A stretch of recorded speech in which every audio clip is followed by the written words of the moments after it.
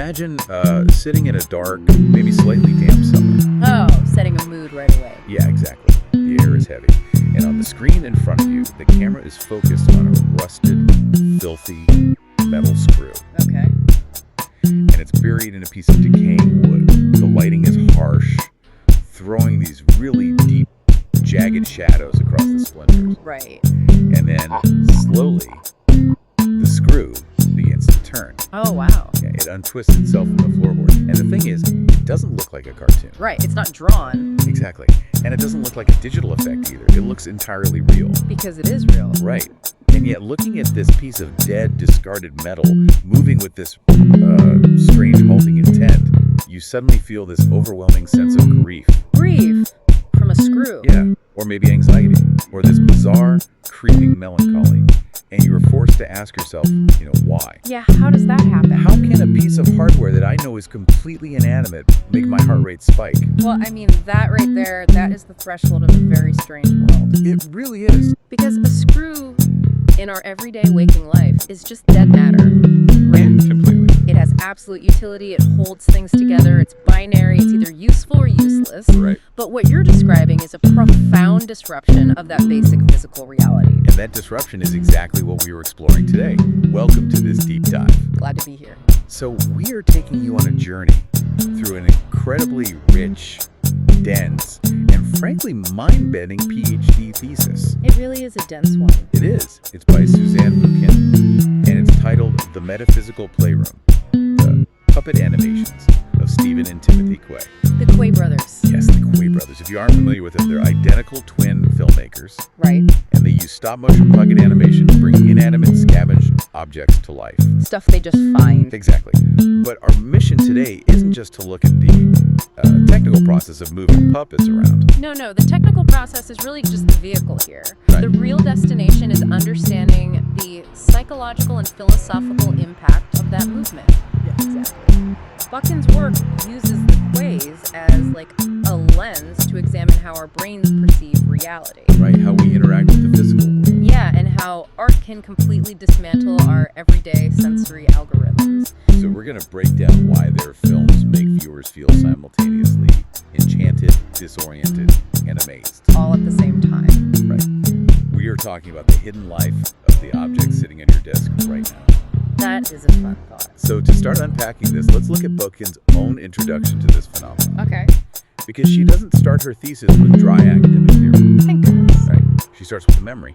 Oh, I love that. Yeah, this is the mid-1980s. She's in the middle of writing a master's thesis on James Joyce. Oh, wow. So she's already steeped in dense, difficult, modernist literature. Exactly. Her brain is already in that mode. Yeah. And she attends a screening in a literal dank cellar. Just like your intro. Exactly like the intro. They show a 1986 film by the Quay brothers called Street of Crocodiles. Which is arguably their masterpiece. Oh, really? Yeah, and certainly their most analyzed work. Well, she watches this film, and she is entirely... She describes this profound, almost violently visceral reaction to it. Yeah. The film is full of dust, hollow dolls, strange breathing machines, and moving screws. It sounds like a nightmare, honestly. It visually is stunning, Yeah. but the narrative is completely baffling. Right. And the kicker is, when the lights come up and she tries to explain what she just experienced to a friend, she finds herself completely paralyzed. Paralyzed, like she couldn't speak. She literally cannot find the vocabulary to describe what happened on that screen. You know, her paralysis there is actually a recognized phenomenon in early film theory. Oh, really? Yeah. When we talk about cinema, especially experimental or, highly atmospheric cinema. Like the Quays. Exactly. We often run into the absolute limits of language. Okay, that makes sense. The film theorist Gene Mutry actually coined a term for this back in the mid-20th century. Oh, what did he call it? He called it the wow experience. The wow experience. I mean, Yeah. no offense to John Mitry, but that sounds a bit simplistic for a major film theorist. No, it sounds super colloquial, right? But Mutry was pointing to something deeply neurological. Okay, how so? He argued that the wow experience is a fundamental pre-verbal state of awe. Pre-verbal, meaning before we even have words for it. Exactly. It is the raw, unmediated impact of the moving image before the intellect even steps in to categorize it. Wow, okay. Think about the sheer compelling nature of a created world world projecting light onto your retinas in a dark room. Right. Maitri suggested that this purely emotional, pre-intellectual shock is actually the entire engine that drives film criticism. Wait, really? Yeah. Critics dedicate their lives to analyzing lighting and editing simply because they are chasing the ghost of that initial, inexplicable wow. That makes so much sense. They're trying to build an intellectual framework to explain why the world on the screen felt so overwhelmingly heavy. Right. And why real life seems so pale and flat when they walked out of the theater. Exactly. So the intellect is basically playing catch-up to the body's reaction. Basically, yeah. Because Buchanan is sitting there, her intellect is scrambling, and she finally has to reach back into her James Joyce research to find a phrase that even comes close to capturing the feeling. Oh, what was the phrase? She pulls out this Italian phrase that Joyce used in his own letters. Visione animato al fine dello scoppio. A vision animated to the bursting point. I love that translation so much. Good, right. It captures the tension perfectly. Right. A vision animated to the bursting point. Yeah. It implies that the image on the screen is so dense, so overloaded with texture and implication, that the frame itself can barely contain it. It's like it's going to explode. Exactly. It Yeah. feels illogical. It operates on dream logic. Right. The academic term Buchanan uses is oneric, Numeric. and it's exhilarating. Mm-hmm. She knows, logically, that a figure made of hollow wood and wires cannot be alive. Obvious. Her brain knows it's a trick. But the vision is pushed so far to the bursting point that her senses override her logic. Right. She perceives life where there shouldn't be. And that tension brings us to a really fascinating historical context that Buchanan highlights. Oh, yeah. Yeah, this desire to find life in the lifeless isn't actually a new concept in film. Okay. She pulls this brilliant quote from Rachel Lindsay. Who is that? He was a poet, mostly, but he also wrote one of the earliest books on film theory, The Art of the Moving Picture. Wow. Early film theory. When was this? Back in 1915, and he expanded on it in 1919. Okay, so very early. Yeah, and he was analyzing what he called the trick film. Like early special effects. Exactly, the early camera techniques of Georges Méliès and others. Right, right. Lindsay asked a very subversive question for his time.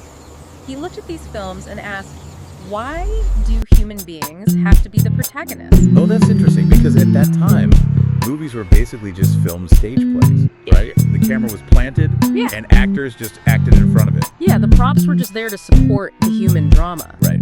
But Lindsay saw that the camera had its own unique idiosyncrasies. Right. It could manipulate time and space. So he argued for decentering the human experience entirely. Really? Yeah. Why not make the mechanical, non-human object the hero?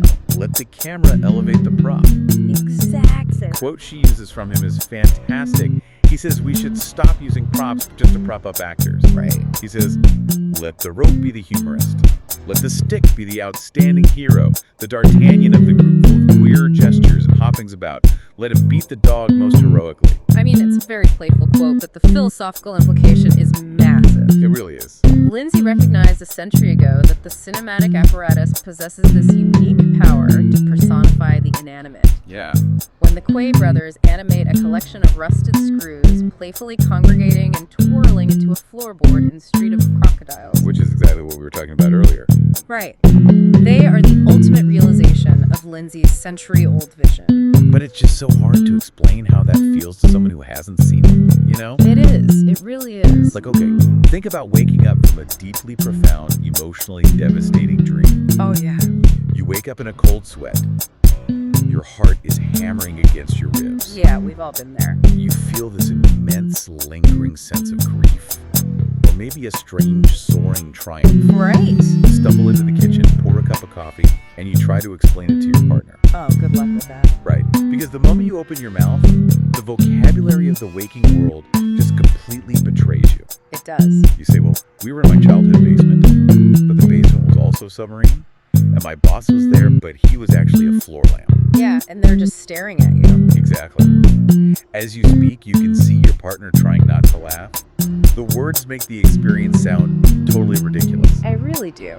But the feeling in your chest was as real as any waking emotion. That is exactly what Buchanan is getting at. You are experiencing a foreign syntax. Yeah. You have the intense emotions, but waking world logic simply cannot contain the bizarre bursting point reality of the dream. You know, that analogy captures the frustration of the wow experience perfectly. It's so frustrating. You are trying to translate a spatial emotional event into linear language. Right. And to understand the architects of this specific foreign syntax, we really need to look briefly at the Quays themselves. Even in Timothy Quay. Yes, they are identical twins born in Pennsylvania in 1947. Oh, they're American. They are, but they relocated to London decades ago and have operated there as expatriates ever since. And from what Buchan describes, they operate in a way that is almost unheard of in modern filmmaking. Really? How so? They aren't just co-directors who, split the duties. They're essentially a single creative organism.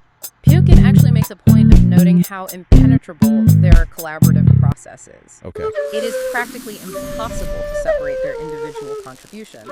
Well, Wow. They share a unified, almost symbiotic aesthetic vision. When you watch interviews with them, they finish each other's sentences, they defer to each other constantly. Wild. They are basically 4 hands, 4 ears, 4 eyes, working on a single miniature set. And they have this producer, Keith Griffiths, who seems, absolutely essential to their survival. Oh, how are they? Because in an industry that is entirely focused on commercial viability, demographic testing, easily digestible narratives. Everything they are not. Right. Griffiths has spent decades operating as a shield and a co-conspirator for them. Yeah. He champions their fiercely independent auteur style, allowing them to just remain in their studio, moving dust around with tweezers. Yeah, Griffiths is basically the bridge between their insular microscopic world and the harsh realities of film funding. Right. Without someone to translate their highly idiosyncratic vision into, grant proposals and distribution deals, their work might never have reached an audience. That's a scary thought. But acknowledging that they create a profound, dreamlike reaction is really only the first step. Okay, what's next? To truly understand the mechanics of this reaction, Buchan argues we have to examine the physical, literal nuts and bolts of their construction. The actual animation process. Yes, we have to dissect the anatomy of their metaphysical playroom. Okay, let's get into the physical parameters of this. Because when people hear animation, they usually think of 2 things. Right. They think of traditional 2D animation, Disney, Looney Tunes, anime, where artists are drawing on flat pieces of paper or celluloid. Classic animation. Right. Or they think of modern 3D digital animation Pixar, DreamWorks, where a computer generates a mathematical wireframe and paints pixels over it. Which is most of what we see today. Exactly. But stop-motion puppet animation is fundamentally different from both of those. It is an entirely different ontological category. Big word, ontological. Sorry, it just means it's a completely different kind of being. Traditional drawn animation utilizes flat, planar materials. CGI utilizes virtual mathematical space. But stop-motion puppet animation utilizes actual physical space-filling objects. Real stuff. Yes, the puppets and the sets occupy 3-dimensional space in the exact same way that you and I do. Now, They are subject to real-world gravity, real-world lighting, and real-world optics. so they use real wood, actual shattered glass, genuine dust swept off the floor. Yes. And crucially, they are captured using the exact same photochemical film stock, or today, the same digital sensors used for live-action cinema. If you hold up a strip of film from a live-action movie and a strip of film from a stop-motion movie, they look completely identical to the naked eye. Really? Yeah. They are both just a series of static, still images. The profound difference between the 2 mediums lies in what film theorists refer to as the profilmic moment. Hold on, let's slow down and define profilming. Okay. Because that sounds like dense academic jargon, but the concept behind it actually kind of broke my brain when I first read it. It's a great concept. Okay. The profilmic event is simply whatever happens in front of the camera lens while the shutter is open and the film is being exposed. Okay. In a live-action movie, the actor walks across the room, the camera rolls continuously, and the movement is captured. Right. The reality of that movement, the physics of the actor stepping from point A to point B, existed in the real world before the camera even recorded it. Yes. The camera is just a witness to a temporal event. But in stop motion, that continuous temporal event doesn't exist. That is the crux of the medium. Right. In stop motion, a physical object is placed on a set. It is completely invisible. Yeah, it's still. Exactly. The animator steps away. The camera shutter clicks, exposing a single frame. Okay. The camera stops. The animator steps back onto the set, physically manipulates the object a fraction of a millimeter, steps away again, and the camera clicks a second time. Wow. The object itself never moves continuously. Its base state is immobility. So the movement we see on the screen is a ghost. It's a total fabrication. It is an illusion created entirely by the cinematic apparatus. That is wild. The movement only exists in the projection of the film, not in the recording of it. Right. You are watching a sequence of isolated, static, dead moments strung together so rapidly that your brain interprets it as life. And the Quays take this fabrication to an obsessive extreme. Oh, completely. They aren't just working with smooth clay figures like, a Gumby or a Wallace and Gromit. No. Buchan describes their sets as a massive, overwhelming tapestry of the fine arts. Yeah. They are building microscopic worlds. They act as architects, designing these claustrophobic labyrinthine rooms. Right. They act as sculptors, carving delicate, decaying puppet heads. They act as painters, treating the surfaces of their sets with chemicals to age them artificially. The detail is insane. And then they weave in these time-bound arts, choreographing the movements like a ballet, syncing the microscopic twitches to incredibly complex atonal musical scores. They are absolute polymaths of the miniature, and their choice of materials dictates the entire mood of the film.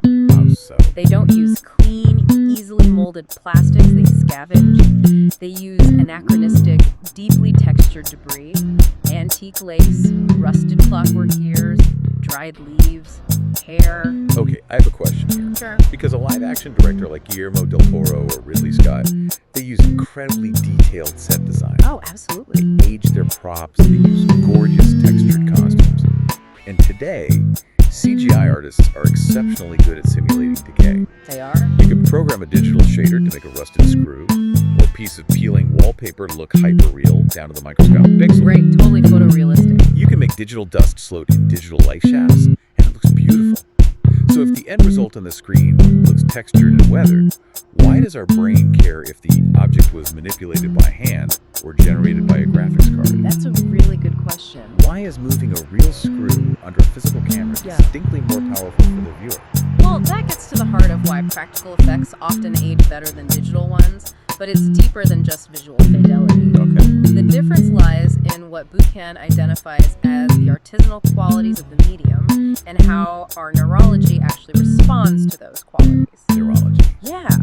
Stop-motion animation is arguably the most actively made kind of film in existence. Actively made. Yes. Every single frame, every 24th of a second of screen time requires direct physical human intervention. Wow. The artist's hands must touch the materials. The labor is literally baked into the image. Yes, and even if the viewer isn't consciously thinking, wow, this took a long time to make, they are subliminally aware of the immense painstaking labor. That makes sense. The slight imperfections in the movement, the tiny shifts in the lighting, the microscopic boiling of the textures of the film constantly reminds you of its own manufactured process. Right. But more importantly, there is a phenomenal difference between a mathematical simulation of dust and actual dust when it comes to human perception. How so? If they look exactly the same to the eye. Because vision is not isolated from the rest of the body. The Quays use real-world textures, tarnished metal, shattered glass, decaying wood, heavy layers of actual dust. Right. These materials have what philosophers call ontological weight. They exist in the real world. Right, they're physical things. When we see real dust illuminated by a harsh, practical light on a screen, the image bypasses our intellectual, categorizing brain and directly triggers our tactile haptic memories. Haptic memory, meaning the memory of touch. Exactly. Your body remembers what dust feels like on your fingertips. Oh, wow. Your nervous system knows the cold, hard, unyielding reality of metal. It knows the fragility of glass. Yeah. CGI engages the eye and the intellect. We look at a CGI screw and think, that looks like a screw. Right. But real materials engage the somatic memory of the physical body. When you look at the Quay's rusted metal, your skin practically remembers the threat of tetanus. Okay, that makes perfect sense. So, because my physical nervous system deeply knows what a rusted screw feels like in the palm of my hand, Yes. when I see that exact physical object suddenly start untwisting itself and acting like a living creature, it creates a massive cognitive dissonance. Exactly. My eyes are telling me it's alive, but my haptic memory is screaming, that it's just cold, dead metal. And that friction is exactly what generates the feeling of the uncanny. Wow. And, it leads perfectly into a massive philosophical debate that Buchan outlines in the text. Oh, the film theory debate. Yeah, it's a debate about the very nature of cinematic reality. Okay. If the objects on the screen are tangibly, physically real, but the movement we see them performing is entirely fabricated, a total manipulation of time, where does that leave our understanding of truth when we watch these films? This is where Buchan dives into this heavyweight academic fight between two film theorists, right? Stanley Cavell and Alexander Sosonsky. Yes. It's fascinating because they are basically fighting over the soul of what a movie actually is. Yes. It was a very contentious debate in the 1970s. Really? Yeah. Stanley Cavell wrote a highly influential book called The World Viewed. It was an ontological study of film. Okay. Cavell's core argument, which was derived from earlier theorists like André Bazin, was that cinema, by its fundamental nature, must be a projection of reality. A projection of reality. His logic was based on indexicality. Indexicality, meaning that the camera is basically a mechanical witness. Right. A photograph is an index of the physical world, the way a footprint is an index of a foot. Okay, I like that analogy. Light bounces off a real object, travels through a lens, and chemically alters the film emulsion. Right. Because of this mechanical process, Cavell argued that film is inextricably tied to projecting the real world. It guarantees that the object in front of the camera actually existed at a specific point in time. It proves it was there. Therefore, movies are inherently a realistic medium. But then Alexander Sosonsky reads this grand theory, and he counters it by pointing at a cartoon mouse. Sosonsky basically blew Cavell's theory up with Mickey Mouse. I love that. Sosonsky pointed out that traditional 2D animation cartoons completely destroy Cavell's rule. Right. Look at a Looney Tunes short. A singing duck, an anvil falling from the sky and flattening a coyote. Right. None of that is real. These creatures and spaces never existed in reality. They were drawn on paper. They exist only in the moment of projection on the screen. There was no footprint because there was no foot. Precisely. Every single feature of a cartoon differs from reality. They defy gravity, they stretch, squash, they ignore the laws of physics and time. Yes. There is no past time where a coyote actually survived an anvil drop for the camera to record. Clearly. Therefore, Sosonsky argued, cartoons prove that cinema does not have to project reality. And Cavell's response to this is hilarious. Oh, it really is. Instead of adjusting his theory to include animation, he basically just says, well, then cartoons aren't movies. He just banned them. He completely exiled them from the definition of cinema. He claimed they were a different region entirely just to save his thesis. It was a very rigid defense, but this is where Buchan's analysis of the Clay brothers becomes so crucial. Okay, how do they fit in? She points out that puppet animation, and specifically the hyper-textured, physically grounded animation of the Quays, completely shatters this philosophical binary. Oh, wow. Cavell says film is real. Sosonsky says animation is unreal. And stop motion. Stop motion sits right on the fault line between them. Because it's fulfilling both requirements simultaneously. It occupies a highly disruptive, paradoxical middle ground. Yeah. Think about the Quay sets. They present us with constructed rooms. These are real physical spaces. You could walk up to the miniature set with a tape measure and measure the wall. Right, it exists. They are populated by real objects, scissors, twine, doll heads that absolutely do exist in our physical world. Yeah. Light bounces off them and into the lens. The camera mechanically records their reality, perfectly fulfilling Cavell's indexical requirement. But the behavior of those objects is pure Sosonsky. Exactly. The behavior, a pair of scissors crawling across a table like a spider, is a complete machination. It's totally impossible. It defies the laws of nature. It never happened in continuous time. It fulfills Sazon's requirement of existing only in the projection. Let's try to map this onto an everyday experience to show why this is so disruptive for a viewer. Okay, let's hear it. Imagine I show you a high-budget digital video on my phone of a dragon flying over a city and breathing fire. Sure. You might think, wow, the rendering on those scales is amazing, cool special effects. Right. Your brain instantly categorizes it as a digital illusion. You know it's not real, so you feel safe. You appreciate the artistry, but you aren't fundamentally disturbed by it. The boundary between your reality and the screen's reality is completely completely solid. Right. But now imagine we are sitting across from each other at a diner. Okay. I reach across the table, I pick up your actual physical metal coffee spoon. You just used it, you know its weight, and I hold it in my hand, I tap it with my finger, and the metal spoon suddenly folds its edges, turns into a silver butterfly, and flies out the window. Oh, man. Your brain wouldn't just appreciate the artistry, it would go into full meltdown. I would definitely question my sanity. Because you knew the spoon was physically real, your haptic memory validated. Yeah. So when this incredibly familiar, physically grounded object does something impossible, the disruption to your cognitive processing is vastly more violent than watching a digital dragon. Oh, absolutely. The quays are basically doing the magic trick with the diner spoon. That analogy illustrates the danger of the medium perfectly. Nice. And it brings us to a concept from philosopher Ian Jarvie, which Buchan uses to explain our reaction to this magic trick. Okay, what's this concept? It's the idea of the voluntary illusion. Voluntary illusion. Jarvie argues that when we enter a cinema, we are voluntarily allowing ourselves to be illusioned. We know the movie isn't real life, but we agree to play along. Right, suspension of disbelief. Exactly. However, Jarvie says that by playfully confronting ourselves with the seemingly real on screen, we are actively testing the boundary line between the real and the unreal. We're poking at the edges of our perception. Yes. In traditional 2D animation or obvious CGI, that boundary line is a thick, impenetrable wall. We are safely insulated from the unreal. Right. But in the Quay's puppet animation, because of the photorealistic textures of the real-world objects and the indectable nature of the camera, that boundary line becomes incredibly permeable. It gets fragile. It becomes very fragile. When watching their films, our brains are constantly rapidly oscillating back and forth. I know this is just a dead piece of metal, but look at how sad that piece of metal looks, but it's just metal. But it's grieving. Wow.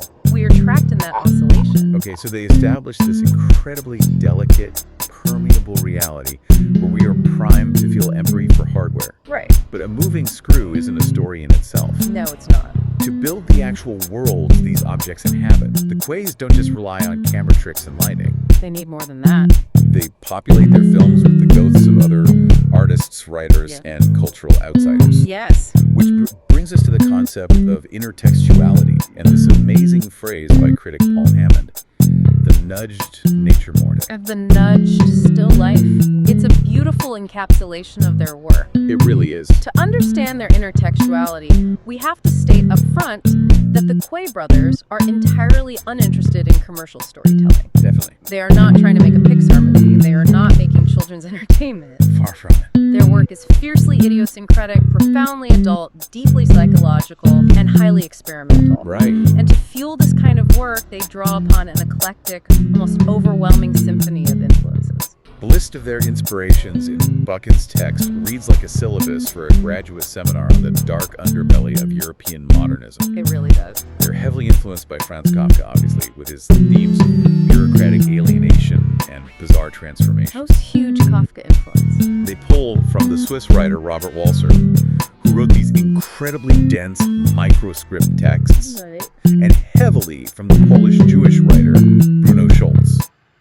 In fact, Schultz's short story collection provided the title and the thematic spine for the film we keep coming back to, Street of Crocodiles.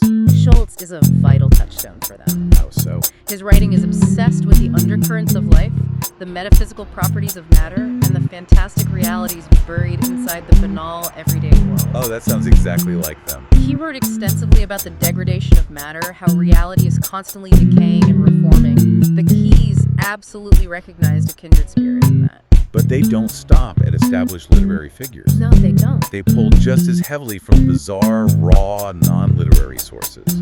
Specifically, they are fascinated by art brut, which translates roughly to raw art or outsider art. This is art created by people entirely outside the established art world, often psychiatric patients, prisoners, or isolated individuals, creating art out of pure, unfiltered psychological necessity. Buchan spends significant time detailing their fascination with the Prinzhorn collection, which is a famous archive of art created by psychiatric patients in the early 20th century. Right. She specifically highlights their obsession with a woman named Emma Hawke. The story of Emma Hawke is incredibly tragic, but visually fascinating. It is deeply tragic. She was a patient committed to a psychiatric hospital in Germany around 1909. diagnosed with dementia precox, which we would now call schizophrenia. While hospitalized, she wrote letters to her husband. But they weren't normal. No, the letters weren't normal correspondence at all. She would write the phrase, come sweetheart, come sweetheart, come over and over again on the same small sheet of paper. Wow. She wrote it so relentlessly, layering the words on top of each other, that the graphite completely obscured the paper. Just completely blacked it out. The words became totally illegible. The letters ceased to be language and turned into these dark, claustrophobic, vibrating blocks of pure texture. That is so haunting. They are visual monuments to desperate, trapped obsession.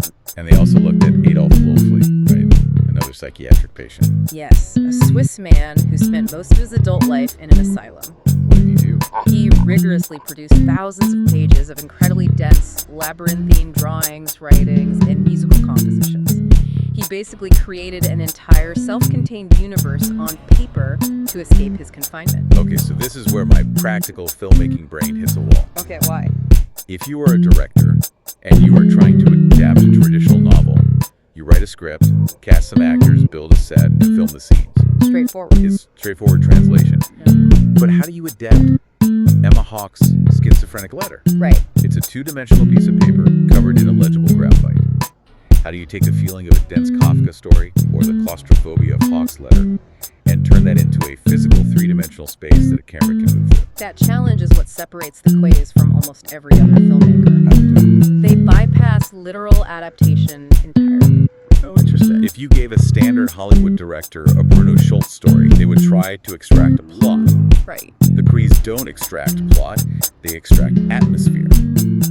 Buchan uses two crucial terms to explain this process: palimpsest and visual neologisms. Let's break those down. A palimpsest, historically, what is that? A palimpsest originally refers to an ancient manuscript scroll. Parchment was expensive, so scribes would take an old text, scrape the ink off, and write a new text over it. Okay, it's safe paper. But the scraping was never perfect. The traces of the original writing, the ghosts of the old ink, would bleed through and remain faintly visible beneath the new text. So you have multiple layers of history and meaning occupying the exact same space. Exactly. The Crees treat their films as cinematic palimpsests. Oh, wow.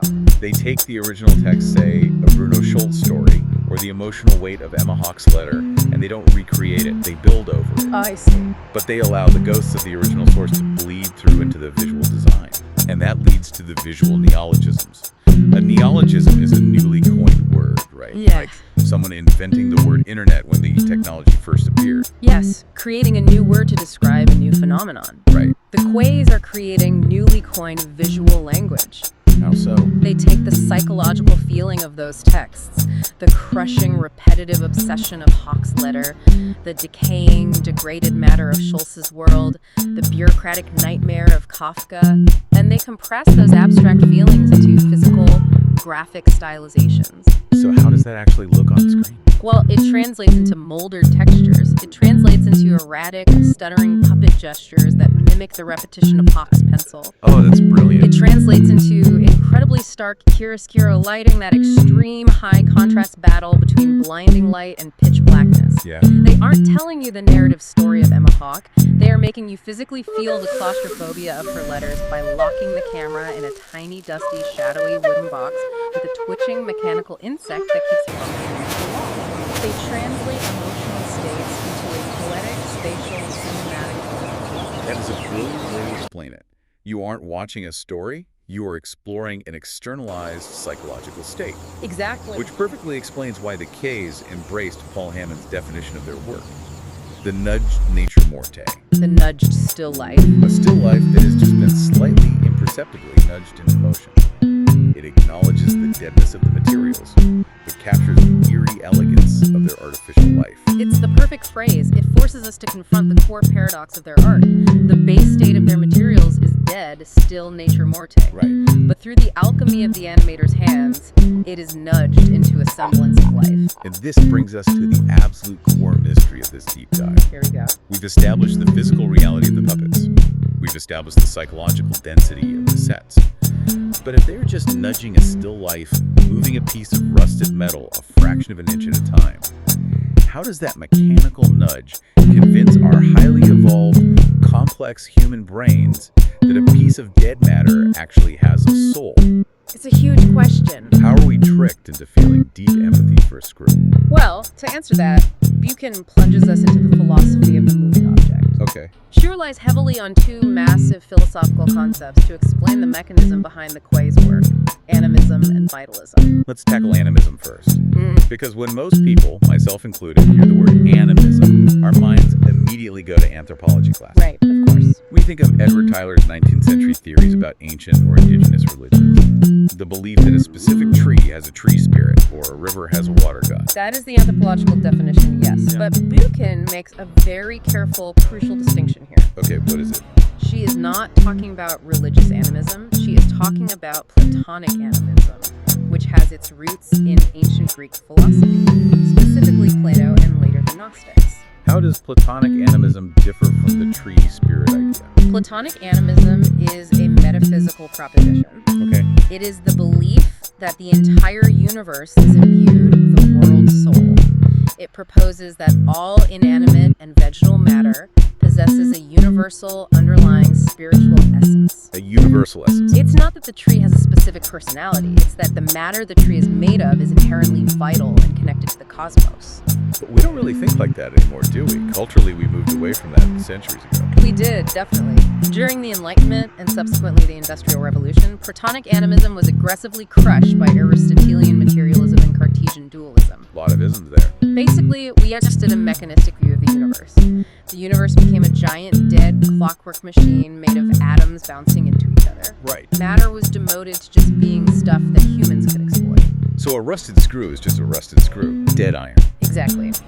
But the cinematic apparatus of stop-motion animation quite literally allows this ancient, discarded Platonic universal to be resurrected and tangibly embodied on screen.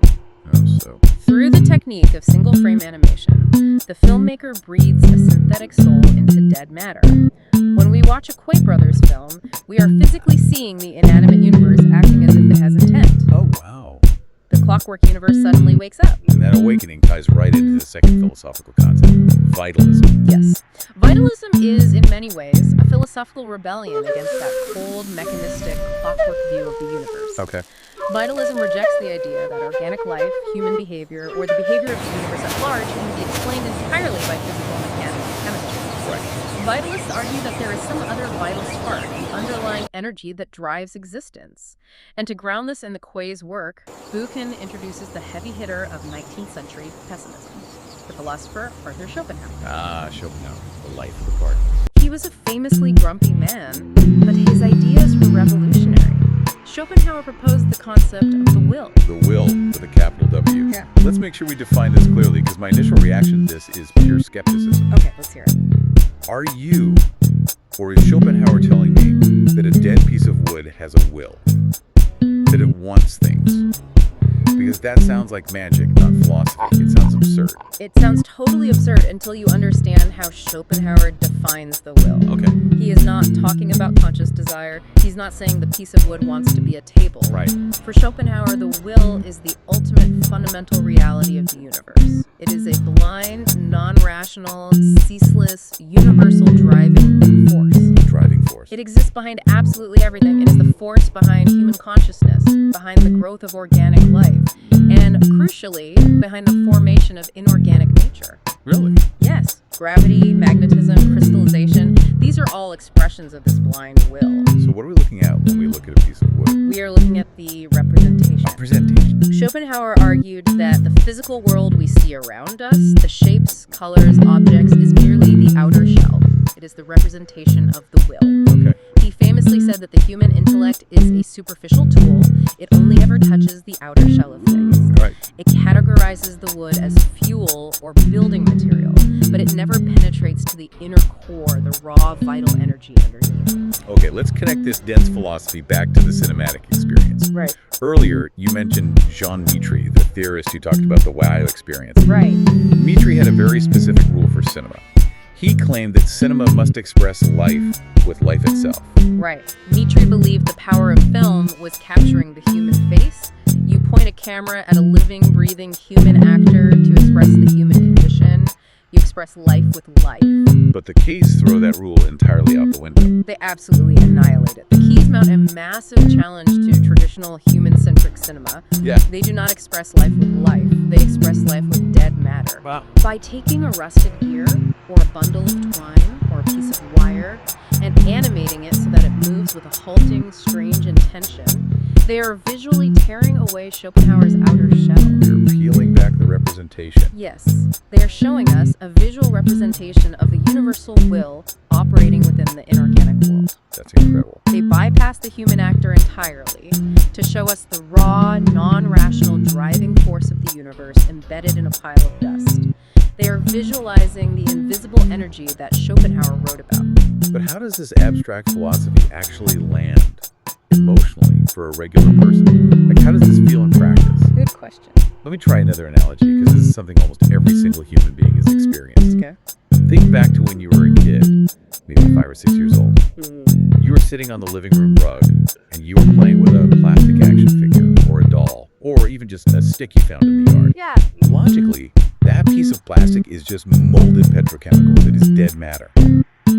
But your imagination was so potent, so fluid, that you effortlessly projected a will into it. You really did. You made the plastic figure talk, you made it fight, you made it feel sorrow when it lost the battle. As a child, you naturally, effortlessly engaged in platonic animism. You breathed the soul into the dead world around you. Children do this instinctually. Their boundary between the animate and inanimate is highly porous. But as we grow up, the adult world demands efficiency. Our rational, categorizing brains lock that magical ability away. Sadly, yes. We look at a stapler on a desk and we don't see a character, we just see a tool. We adopt the clockwork universe. Right. What the Gray brothers are doing is using their absolute mastery of cinematic technique, the lighting, the macro lenses, the exactingly choreographed micro movements, to forcefully bypass your adult rationality. They are using technology to pry open that locked door in your brain. They force you to experience that childhood projection of will once again. Yeah. When you watch their films, you are a child on the rug again, believing the plastic has a soul.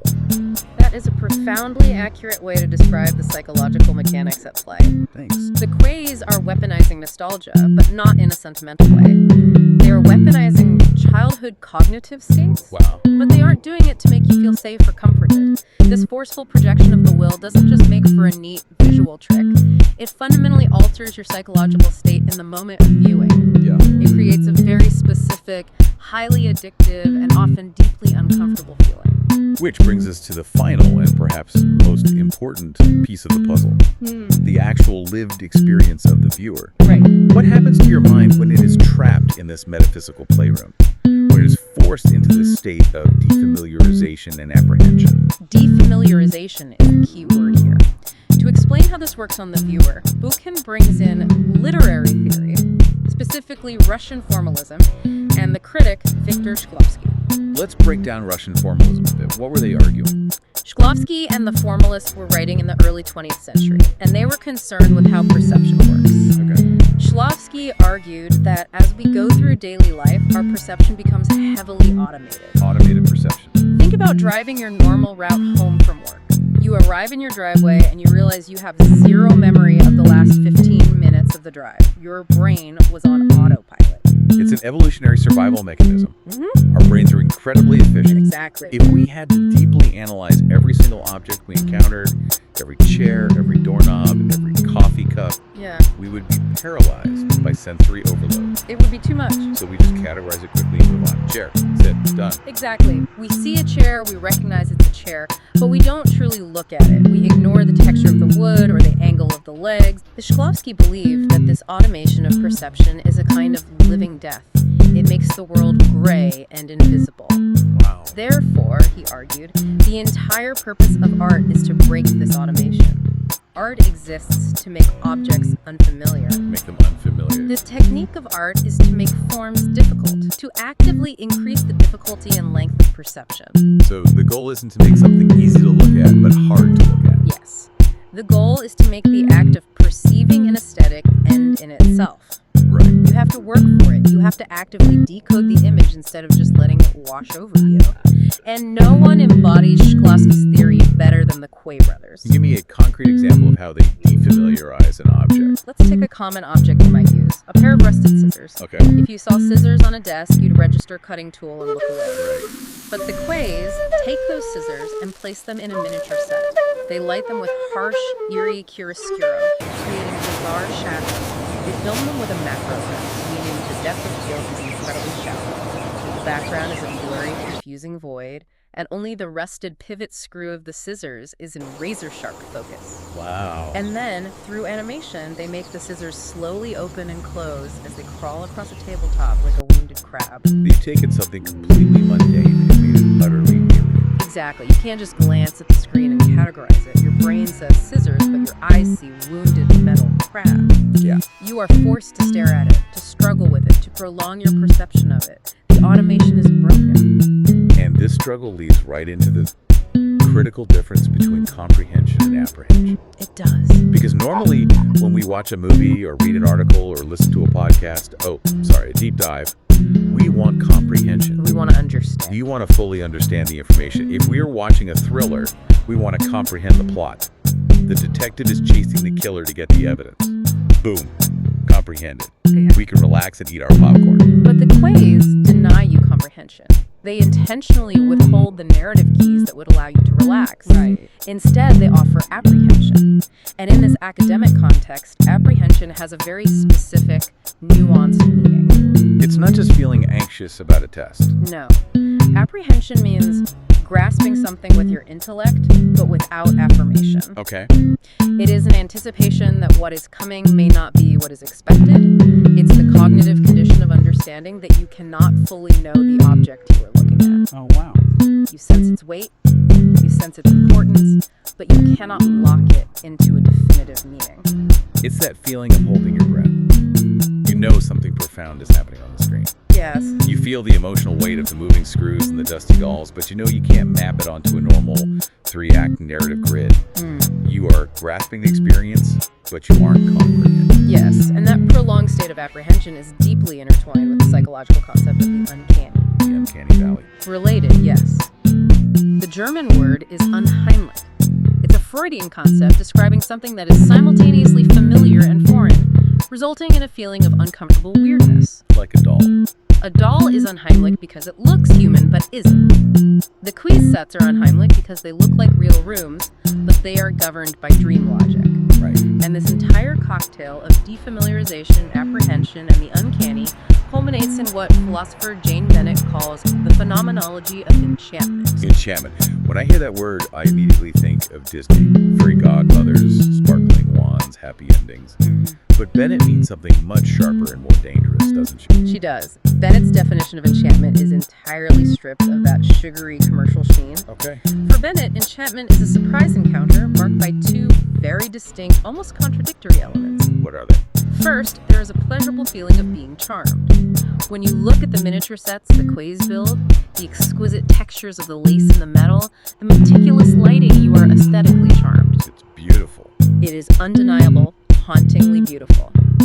But second, coexisting with that charm, there is that unheimlich, uncanny feeling of being disrupted. You are violently torn out of your default sensory disposition. Exactly. It's a somatic effect, meaning it affects your physical body. Your heart rate might change, your breathing might get shallower. Wow. You are charmed by the beauty, but disturbed by the impossibility of the movement. You are enchanted. Okay, I want to synthesize this because this is the ultimate so what of this entire deep dive. Let's do it. This is why anyone listening to this should care about a niche, Polish-influenced stop-motion animation from the 1980s. Right. Think about our modern daily lives. We are constantly, relentlessly bombarded with easy information. Much of it. We look at a phone screen, we swipe, the algorithm feeds us a recognizable trope, we get a microdose of dopamine, and we swipe again. Our brains are on extreme high-speed autopilot. We are living in Shklovsky's automated coma. Yes, we look at a coffee cup, we know it's a cup, we take a sip, we never feel the ceramic. Our perception is entirely instrumentalized. Right. But the Quay brothers agree aggressively refuse to give you easy information. They absolutely do. By making you, the viewer, work incredibly hard to understand why a rusted screw is revolving in a bed of dust while a haunting atonal music track plays in the background. They are giving your brain what Bennett calls a shot in the arm. A wake-up call. They are actively shocking your neurological system to recharge your circulation and your concentration. They are forcing you to wake up from the coma of everyday automatic perception and actually look at the physical world again. That is the ultimate poetics of their work. They don't offer a traditional plot. They don't hold your hand and guide you through a moral lesson. Instead, they drop you into what literary theorists call a hermeneutic circle. A hermeneutic circle, a circle of interpretation. Yes. It's a maze of soundscapes, eerie lighting, and tactile objects. They provide the raw, highly charged materials, the nudged nature morte, but they require the viewer to actively build the meaning. You have to do the work. Your brain has to assemble the pieces. You have to project your own will into the void they've created. Wow. And because every viewer brings their own subconscious baggage, their own childhood memories, their own haptic reactions to the film, the meaning that is built is always intensely personal, always fluid, and always deeply felt. It's like they build a haunted house, but instead of cheap jump scares and monsters in the closet, the ghosts haunting the house are your own forgotten childhood memories of how vast, mysterious, and alive the physical world felt before you grew up and categorized it all. That's a beautiful way to put it. It's a forced return to the pre-verbal awe of the wow experience that Suzanne Buchan had in that cellar. Okay, let's take a breath. We have covered a staggering amount of philosophical and cinematic ground today through Buchan's thesis. We really have. We started in that dank cellar, exploring the pre-verbal wow experience and the Joycian epiphany of seeing something so dense it bursts waking logic. We broke down the literal physical parameters of stop-motion animation, spending time on that mind-bending concept of the profilmic moment, where the movement we see is a total ghost, and exploring how real-world textures bypass our intellect to directly trigger our nervous system's haptic memories. We waded through the fierce philosophical debates between Cavell and Sisonske, realizing that puppet animation uniquely shatters the boundary between real, indexical objects and fabricated, impossible behavior. Crazy. We unpack the cave's dense intertextuality, discussing how they act as palimpsests, translating the claustrophobic feeling of Emma Hawke's schizophrenic letters, and Bruno Schultz's decaying worlds into newly coined visual neologism, creating that perfect nudged nature morte. We ventured into the deep waters of Platonic animism and Schopenhauer's concept of the will, seeing how the Quees bypass human actors to show us the secret, vital inner core of inorganic matter. And finally, we looked at the psychological result of all this. How it defamiliarizes our automated world, trapping us in a state of apprehension that ultimately leads to a profound, brain-recharging, physical enchantment. It is an immense amount of insight packed into one body of work. It really highlights how a seemingly niche art form can serve as a profound magnifying glass for human consciousness. Absolutely. And as we wrap up this deep dive, I want to leave you with a final thought to mull over, something to take with you into the rest of your day. Let's hear it. The next time you are sitting at your desk or maybe cooking in your kitchen or out in your garage, I want you to stop and look at an ordinary, inanimate object near you. All right. Maybe it's a heavy tape dispenser or a chipped ceramic mug, or even just a stray piece of hardware, a dull screw left over from building a bookshelf. Look closely at its texture. Really look at it. Look at the scratches, the way the light hits it. Try to break your automated perception of it. Imagine for just a moment that it possesses Schopenhauer's will, that it has a vital, non-rational spark humming beneath its dead outer shell. If you weren't looking, what secret, miniature life might it be living? What intention might it have? Perhaps the real magic of the Quay brothers' metaphysical playroom isn't that they invent a bizarre new fantasy world to escape into, but that they remind us of the deep, strange, and entirely wondrous mysteries hiding right there in the textures of our own. Thank you so much for joining us on this deep dive. It's been an absolute privilege to explore these dark, magical waters. We'll see you next time. And remember, keep a close eye on your desk drawer. You never know when the paper clips might just decide to organize themselves.